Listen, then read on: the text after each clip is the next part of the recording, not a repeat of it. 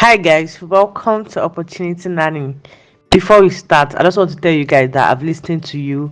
The last Australian video I did for a scholarship in Australia, a lot of people were talking about how hard it is to get supervisors and all that. So this scholarship is in Australia, but you do not need to get a supervisor before applying for your expression of interest. So you can get a supervisor if you want, but you do not need to. So if you are still interested in Australia and it's the supervisors that are stressing you out, just make sure you watch this video to the end, so I'll show you how to apply without first needing to contact a supervisor. So today we are going to be looking at the fully funded PhD scholarship at Bond University in Australia. Please don't forget to like, share and subscribe if you haven't done that, and share our videos to your friends that you think will be interested in scholarship and international opportunities. Now this scholarship is going to be covering your tuition fee for 4 years, and it's going to be providing you a living stipend of for 3 years. So for 2024 annual rates, the living stipend is 32,192 Australian dollars. It may increase depending on inflation as the years go by. Now the requirement for this scholarship is you should have applied for a PhD and have gotten a letter of offer, and also you must be applying for a program to study full-time. Part-time is not allowed.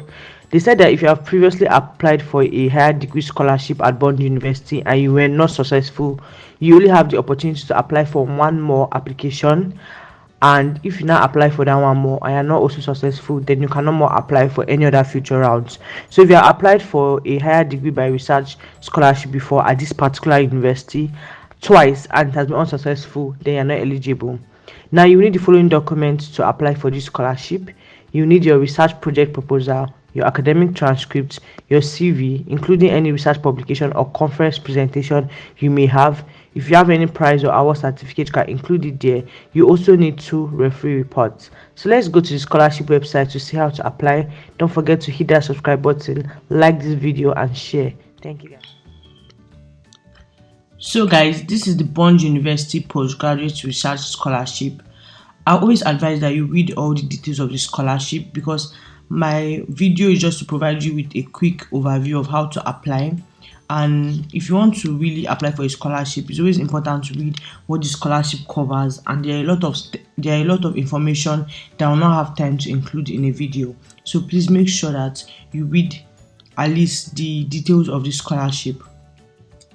So this scholarship is going to be closing on the 30th of September 2024. So I'll advise that you apply now. Apply as soon as possible, because there's a lot of steps involved and you don't want it to be that when you're not ready to apply, the deadline is already near.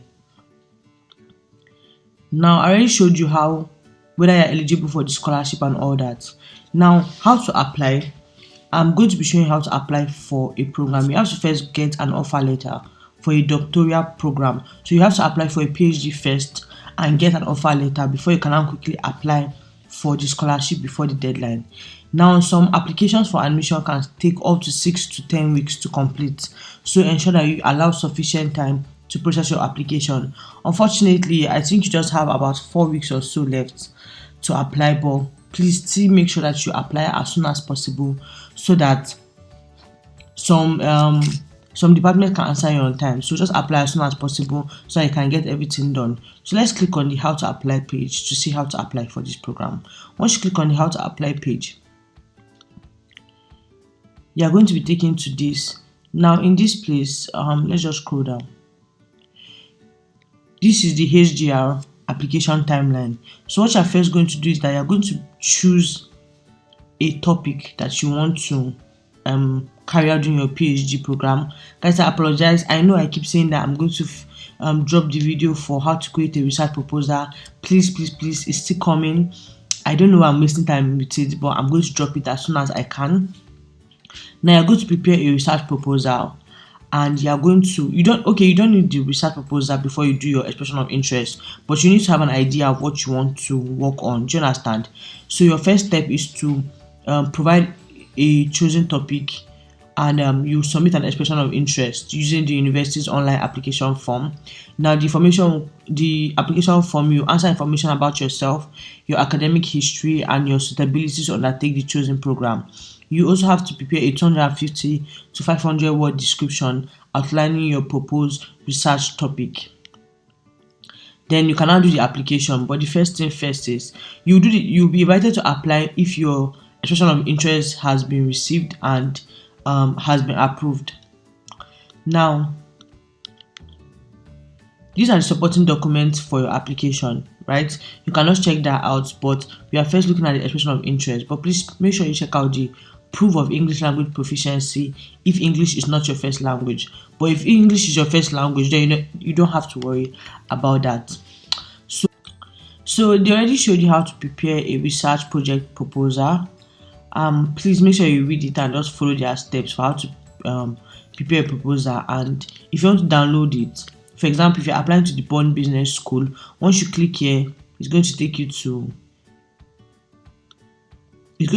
this page. Now in this page, I'm just going to show you their research proposal for a Master's of Philosophy or a PhD. Now for each department, it may be different. So make sure you check out the department you're interested in and download it.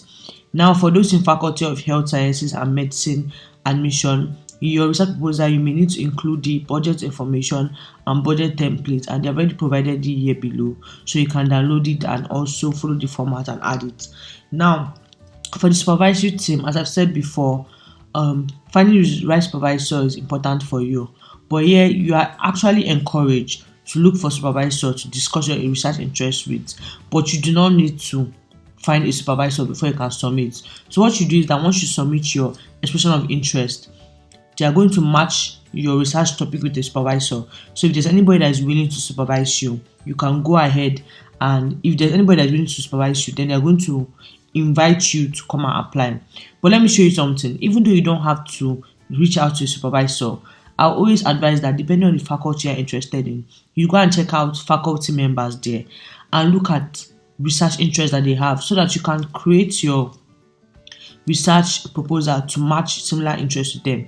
You don't go and create a research proposal from another place that nobody has interest in. That way, you are almost sure that your expression of interest is not going to be successful. So let's click on find a supervisor just to see how we can find out. So once you click on find a supervisor, you can come here and just filter. So I clicked on I want a supervisor that's accepting PhD students. For faculty, I put Bond Business School. You can put anyone you want. So these are the Bond Business School. Now these are the faculty members that are accepting. You can say accepting PhD student, and all that. So let me just click on Dr. Claire Bruns. Click on view profile and it takes me to her profile. Now if you still want to reach out to her, please, her email is here. You can reach out to her, but I cannot see, okay, these are research interests, research output, and all that. You can see our research interest is corporate sustainability, ethics, and all that. So even if I don't want to reach out to her, I can say that, okay, this woman I'm interested in working on this woman, and her research interest is tailored to this. Then I can draft something that I think that should be able to supervise me with. Do you understand? You don't want to go and make a research proposal that nobody in the department has any interest in. So that's what I advise you to do. So once you have done your own research proposal, if you want to reach out to them, please go ahead. If you don't want to, please submit your expression of interest as soon as possible. So once you just scroll up,